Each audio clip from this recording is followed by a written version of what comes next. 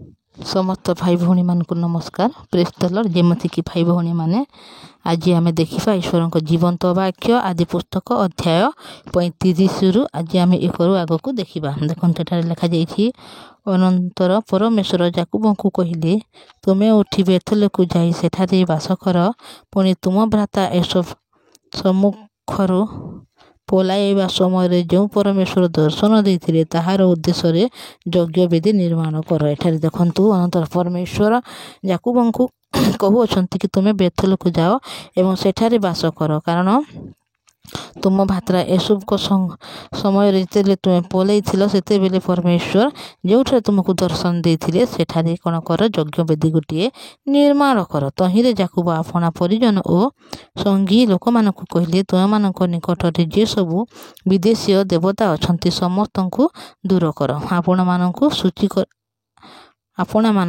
कर, पुणी आपण मानकर वस्त्र परिवर्तन कर। देखंतु एठारे याकूब निज संगी मानक कहउछंती कि जहाँ जहाँ पाखरे देवता माने अछंती समस्त को कौन कर एठार दूर कर एवं निजको तुमे कौन कर आपना को सूची कर बोली एठारे याकूब निज संगीर लोक मानक कहउछंती।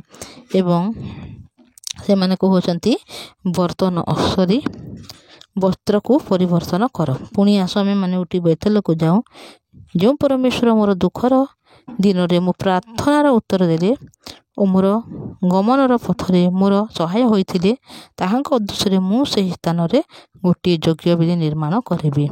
देखंतु एठारे निज संगीत लोक मानकु याकूब कहउछंती कि जो परमेश्वर मते सब बेले सहाय होइथिले, जो परमेश्वर मोर दुखर दिन रे मो प्रार्थना को मते सुनी उत्तर देथिले एवं जेतेले मु गमन पथरे जाउथिले सही समय मोर सहाय होइथिले, से उद्देश्य मु से स्थान रे गोटे यज्ञ वेदी निर्माण करिबी बोली एठारे याकूब निज संगीर लोक मानकु कहउछंती। तहिरे से माने आपणा मानक निकटस्थ विदेशीय देवता ओ कर्णकुंडल सकल घिनी याकूब को देले, पुणी से ताहा सबू नहीं सिक्किम निकटवर्ती आलन वृक्ष मूले लुचाई रखिले। तो तांको सांगरे थिया प्रत्येक लोक कौन करुछंती जहाँ मध्य याकूब ताहा मानक कहउछंती समस्त विषय करुछंती एवं निज विदेशीय देवता मानकु कर्णकुंडल करुछंती एवं सकल को घिनी याकूब को दे अछंती। एवं याकूब सेठारे कोन करुछंती गोटे सिक्किम ठारे गोटे आलन वृक्ष बोली अछि, से वृक्ष मूले से समस्त देवता को कोन करुछंती ठारे लुचाई अछंती।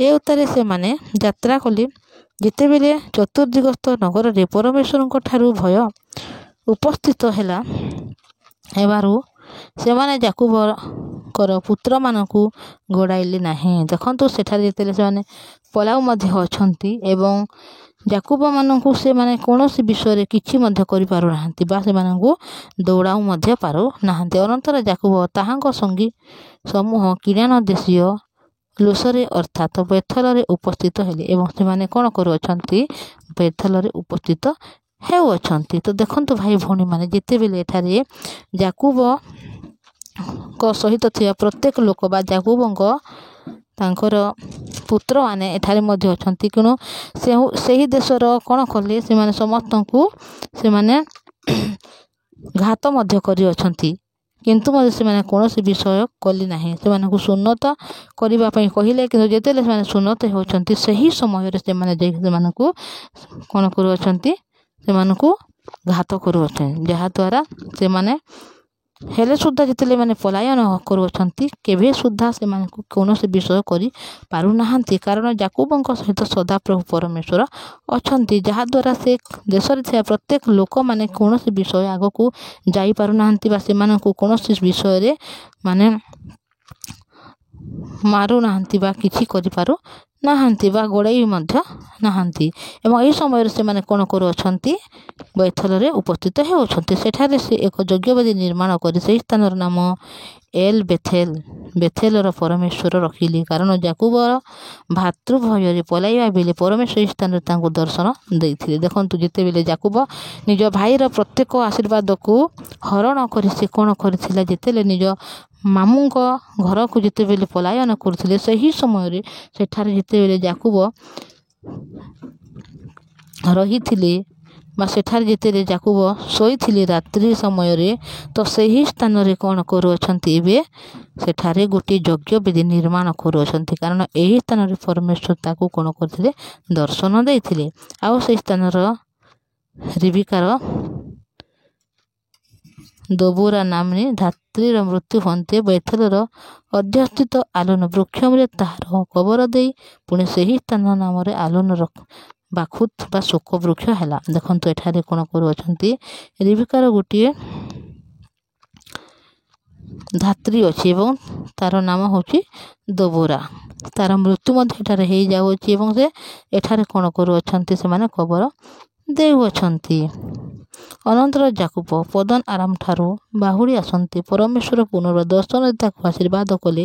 ପୁଣି ପରମେଶ୍ୱର ତାଙ୍କୁ କହିଲେ, ତୁମର ନାମ ଯାକୁବ, ମାତ୍ର ତୁମର ନାମ ଆଉ ଯାକୁବ ହେବ ନାହିଁ, ତୁମର ନାମ ଇସ୍ରାଏଲ ହେବ। ଆଉ ସେ ତାହାଙ୍କ ନାମ ଇସ୍ରାଏଲ ରଖିଲେ। ଦେଖନ୍ତୁ ଏଠାରେ ଭାଇ ଭଉଣୀମାନେ, ଯେତେବେଳେ ଯାକୁବ ପଦନ ଠାରୁ ନିଜ ଦେଶକୁ ବା ନିଜ ପିତୃଗୃହକୁ ଫେରି ଯାଉଅଛନ୍ତି, ଏହି ସମୟରେ ଯେତେବେଳେ ରାସ୍ତାରେ ଅଛନ୍ତି ଏହି ସମସ୍ତ ବିଷୟ ଘଟି ଯାଉଅଛି ଏବଂ ଏଠାରେ ସଦାପ୍ରଭୁ ପରମେଶ୍ୱର କ'ଣ କରୁଅଛନ୍ତି, ଯାକୁବକୁ ପୁଣି କହୁଅଛନ୍ତି କି ତୁମର ନାମ ଯାକୁବ, ମାତ୍ର ତୁମର ନାମ ଆଉ ଯାକୁବ ହେବ ନାହିଁ, ତୁମର ନାମ ଇସ୍ରାଏଲ ହେବ। ଆଉ ସେ ତାଙ୍କର ନାମ ଇସ୍ରାଏଲ ବୋଲି ଏଠାରେ ପରିବର୍ତ୍ତନ କରୁଅଛନ୍ତି।